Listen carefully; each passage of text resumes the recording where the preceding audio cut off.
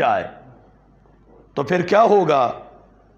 کہتے ہیں ابطال للاسلام رأسا، سرے سے اسلام باطل ہو جائے گا. لأنه اذا امکن اجتماعهم على قتم للنصوص ہے کہ جب سارے سے آبا اے ٹو زیڈ بشمول مولا علی رضی اللہ تعالیٰ عنہ کے ثابت ہو گیا کہ ایک نص بھی سرکار کا فرمان سارے مل کے چھپا گئے تو پھر باقی کیا بچ سکتا ہے؟ اور یہ چھپانا عید غدیر کے موقع پہ لازم آ رہا ہے، حقیقت میں نہیں. اجماع صحابہ کہ مولا علی چوتھے ہیں اور اجماع صحابہ کہ حضرت صدیق اکبر رضی اللہ تعالیٰ عنہ پہلے خلیفہ ہیں اور اس میں مولا علی بھی شامل ہے اس اجماع میں. تو امام ابو بکر باقلانی کہتے ہیں کہ اگر ان کی بات مانے تو کیا ہوگا کہ ساری جماعتیں سے آبائی سرکار کے خلاف اکٹھے ہو گئے ہیں. سرکار ایک بندے کو خلافت دے کے گئے ہیں، وہ اس کو نہیں دیتے اور کو دیتے ہیں. تو اگر ایک بار بھی ایسا ثابت ہوا تو پھر ان کے ہاتھوں قرآن کیسے ثابت ہوگا، حدیثیں کیسے ثابت ہوں گی؟ اس واسطے یعنی اس کو آسان نہ لیا جائے، ابھی سے اس کا ڈٹ کے مقابلہ کیا جائے کہ یہود و نصارہ یہ وجہ ہے کہ یورپی یونین ان کا نام لیتی ہے ساتھ کہ قادیانیوں پہ بھی ظلم ہو رہا ہے اور ان پہ بھی ظلم ہو رہا ہے، چونکہ دین کی جڑیں کاٹنے کے لحاظ سے ان کو یہ برابر کا فائدہ دیتے ہیں. اب یہاں بات کو سمیٹتے ہوئے حدیث کے جو بعد کے الفاظ ہیں ان کا فیصلہ بھی یہی ہے کہ یہاں مولا سے مراد خلافت علی رضی اللہ تعالی عنہ نہیں ہے. من کنت مولاہ فعلی، من کنت مولاہ فعلی، من کنت مولاہ فعلی، سارے نعرہ لگاؤ، من کنت مولاہ فعلی، فعلی، فعلی. اب یہاں بعد والے جو الفاظ ہیں، بعد والے الفاظ کیا ہیں؟ اللہم والے من والاہ. اگرچہ سند کے لحاظ سے ان کی پہلے الفاظ جیسی حیثیت نہیں، لیکن وہ بھی حدیث کا ایک حصہ ہے. وہ کیا ہے؟ اللہم والے من والاہ وعاد من آداہ. اگر مولا کا معنی متصرف فی الامور لینا ہے تو پھر ولا کا معنی بھی تصرف فی الامور لینا. تو تصرف فی الامور لیں تو بعد والے کا ترجمہ کیا بنے گا؟ بعد والے کا ترجمہ یہ بنے گا اللہم والے من کانا فی تصرفہ. رب پیار کر اس سے جو مولا علی کے تصرف میں ہے، وعاد من لم یکن کذالک، اور عداوت کر اس سے جو مولا علی کے تصرف میں نہیں ہے. تو اس میں تو حدیث ماقبل سے ہی ٹکرا جائے گی. یعنی تصرف والا معنی اگر لیں گے تو پھر ولا میں بھی وہی معنی کرنا پڑے گا. اگر محبت والا لیں گے تو پھر یہ معنی ہوگا رب اس سے بھی پیار کر جو علی سے پیار کرتا ہے، اور اس سے دشمنی رکھ جو علی سے دشمنی رکھتا ہے. اور اب جس وقت تصرف فی الامور کے لحاظ سے معنی کریں گے تو پھر جا کر مطلب جو ہے وہ ہوگا کہ اے اللہ تو اس کے لحاظ سے اپنا تصرف استعمال کر جو علی کے تصرف میں ہے، اور اس کے لحاظ سے نہ کر جو ان کے تصرف میں نہیں ہے.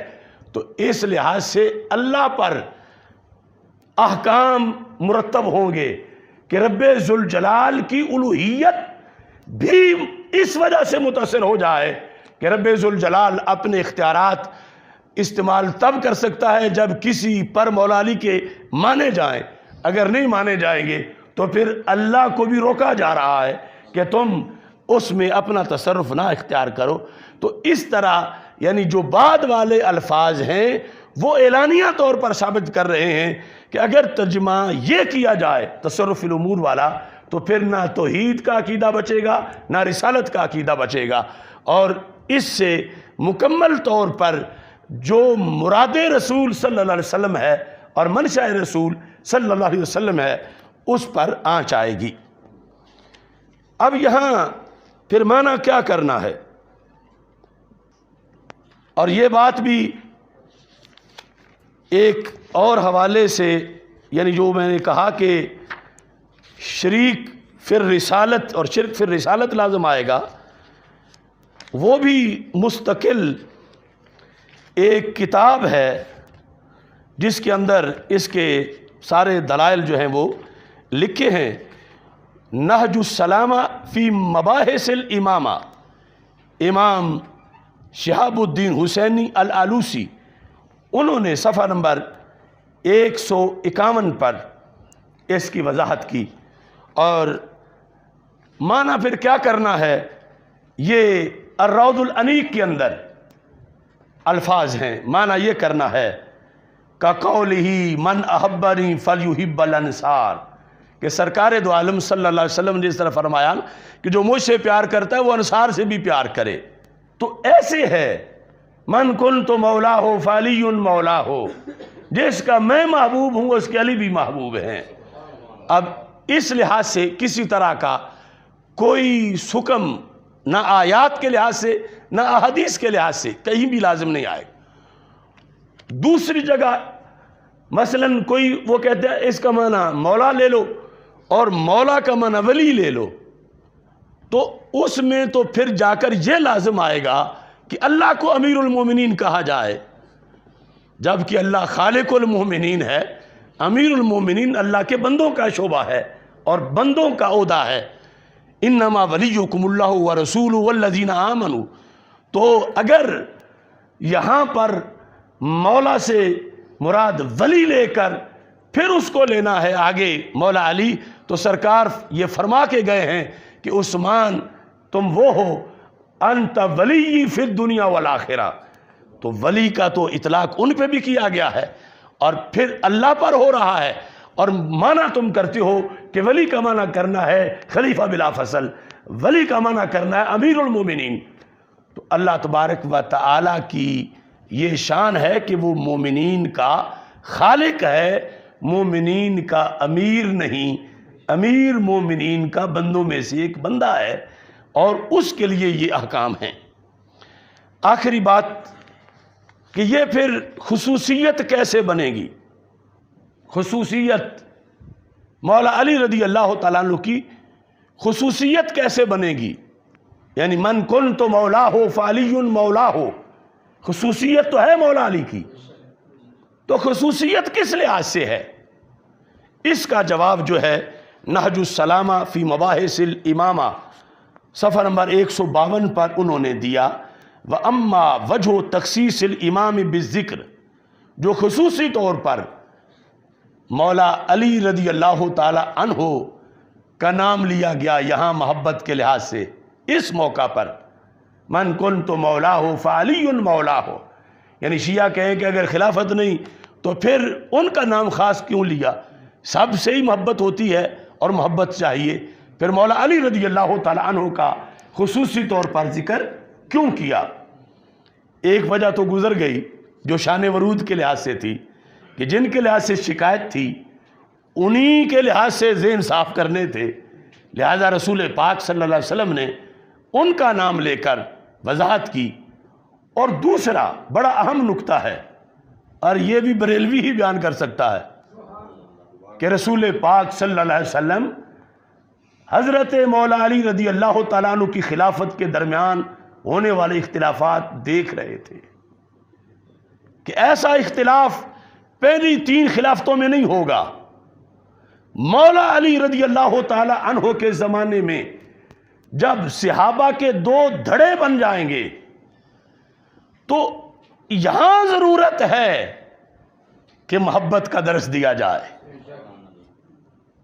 یہ لکھا ہے فَلَمَّا عَلِمَهُ صلی اللہ علیہ وسلم من وقوع الفساد والبغی فی خلافته وانکار بعض الناس اماماتہ بعد الناس امامتہ، جب سرکار جان رہے تھے کہ ان کی خلافت کے دوران فساد ہو جائے گا اور کچھ لوگ ان کی امامت خلیفہ ہونے کا بھی انکار کر دیں گے، تو پھر سرکار نے یہ آخری موقع پر اس مجمع میں یہ ضروری سمجھا کہ میں ان کی محبت کا خصوصی طور پر تذکرہ کر کے جاؤں، چونکہ پہلے 3 خلفاء کے لحاظ سے تو ضرورت ہی نہیں پیش آئے گی کہ وہاں تو ویسے ہی سب ان کی محبت سب کو ہوگی، یہاں جا کر چونکہ اختلاف ہو جائے گا تو یہاں ضرورت ہے کہ ان کا بطور خاص محبوبیت کا مقام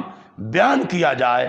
تو اس لیے رسول پاک صلی اللہ علیہ وسلم نے فرمایا من کنت مولاہ فہذا علی مولاہ، من کنت مولاہ فعلی من کنت مولاہ فعلی من کنت مولاہ فعلی من کنت مولاہ فعلی۔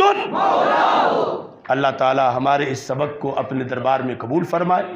انشاءاللہ 1 محرم الحرام کو شہادت سیدنا فاروق اعظم رضی اللہ تعالی عنہ کے ایک اہم موضوع پر سیمینار ہوگا، اور اس کے بعد انشاءاللہ 14 اگست کا پروگرام ہے فیاض بھٹو صاحب کی قیادت میں، اور پھر 21 اگست کو شہادت سیدنا امام حسین رضی اللہ تعالی عنہ کے سلسلہ میں مرکز کے اندر بہت بڑی کانفرنس ہوگی، اور 21 اگست کو ہی حضرت اقدس حضرت پیر سید محمد مظہر قیوم مشہدی رحمہ اللہ تعالی کا عرس بھی منایا جائے گا، یعنی رات کے وقت مغرب کے بعد یہ اجتماع ہوگا۔